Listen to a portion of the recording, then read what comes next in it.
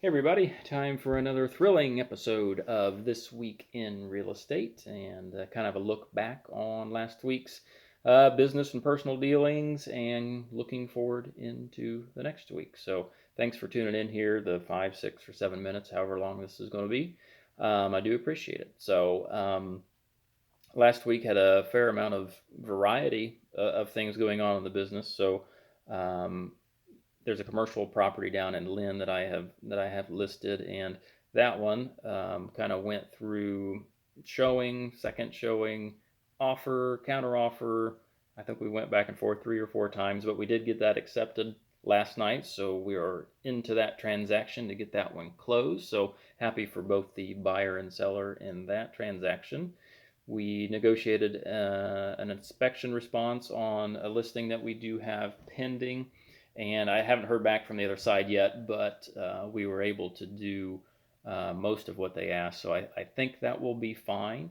So that one's moving merrily down the road, and next step would be appraisal once some of the repairs are done, and finished up an appraisal, and that was in Muncie. So I finished that up late one night. I kind of forget what day it was, but got that one finished up and submitted, and then was able to schedule a closing for the end of next week on a property in Parker City, which has been hanging on.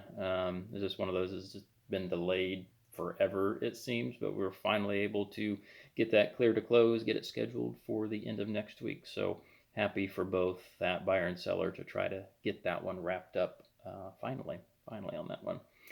And then not everything goes according to plan in a real estate transaction. And I was trying to think, um, I think this is the first time in my 10 years that this has happened. And I had got a property pending for some friends of ours, and we got the inspection back. It wasn't too bad. We're going to be requesting a couple of repairs, but before we could submit that, the listing agent calls me and says that her sellers were no longer interested in selling their home. Um, I don't think that's ever happened to me. I have heard of buyers backing out maybe at the last minute or at some point during the transaction, but rarely do sellers do that. And so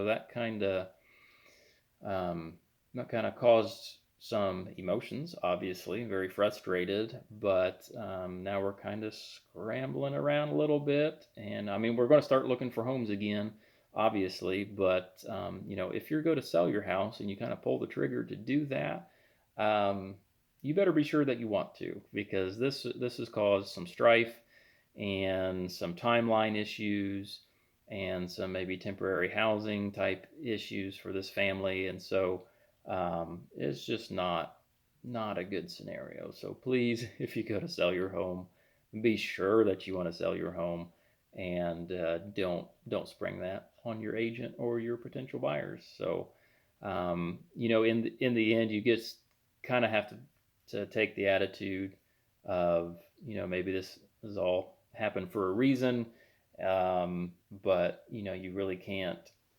Well, legally, technically, you can try to make somebody sell their home after you have a contract on it. There is a way to do that. Not many people want to go that avenue, so um, we're kind of stuck with their decision. So I'm not going to call it 100% dead yet, but it is not looking good right now for that particular home for this particular family. So not the news you want to convey. So, but we will get past it. We will move on, and we will find them something else that'll be a great fit for their family. So. As far as the personal side of things, last week Rachel was gone at for the weekend at Quaker Haven Camp for their um, what do they call it, winter sneak. So that left me and the kiddos home together, and grandparents pitched in and watched the younger two, and they had a sleepover while I took Abram one morning to his all-star tryouts. So much appreciated, grandparents, for that. And we had a bit of a plumbing issue that came up in one of our rentals, and I was able to, thankfully and kind of honestly accidentally fix that for the time being. It's not completely fixed until the plumber comes, but I was able at least to get things back in working order again, accidentally, but hey, I'll take it. That's fine.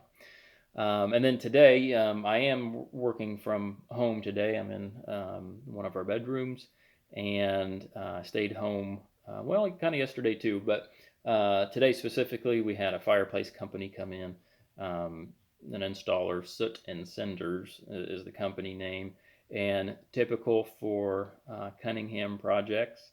We had some issues, had some surprises as we took the old unit out, and then we unwrapped the new unit, and one of the pieces wasn't quite to size.